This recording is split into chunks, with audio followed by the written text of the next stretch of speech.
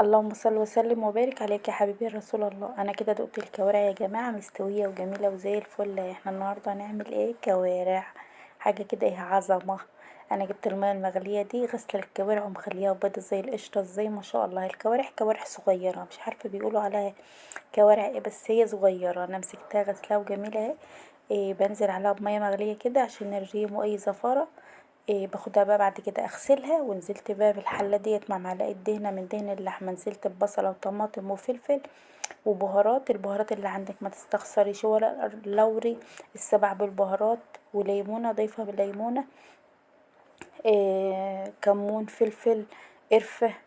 ما تستخسريش، سيبها بقى مع بعضها كده تاخد وتدي كده لما الطماطم تستوي وتتبل مع بعضها كده.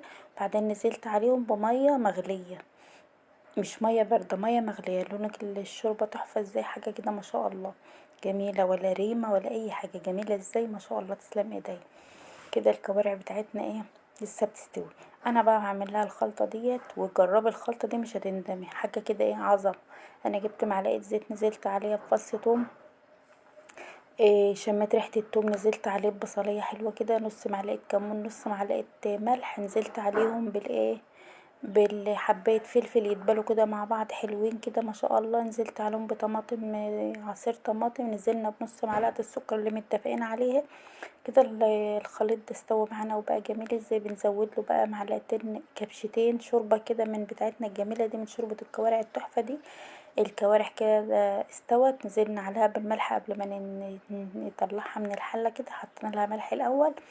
وبعدين ايه، هوريكم بقى الكوارع بعد ما استوت بقت عاملة ازاي. شوفوا طالعة من العظمة حاجة كده ايه عظمة. بس الكهرباء كانت هتقطع، بقيت مستعجلة قبل ما ايه، حتى وهي سخنة كده. وعايزة اوريكم ان هي مستوية وجميلة، كانت جميلة ما شاء الله، طعمها كان زي العسل. خلاص احنا عرفنا ان هي مستوية يا حبيبتي.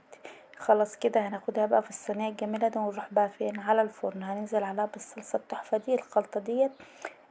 التوم بنزل عليه بمعلقتين خل كده، طشة خل كده. بعدين انزل بالبصلة والفلفل والطماطم لما يبقوا من الخل والثوم، حاجة كده ايه ما شاء الله. نروحنا بقى على الفرن. الحمد لله راحت الفرن ورجعت لنا بالسلامة، حاجة كده ايه ما شاء الله عظمة. تسلم ايديا، وكل سنة وانتم طيبين.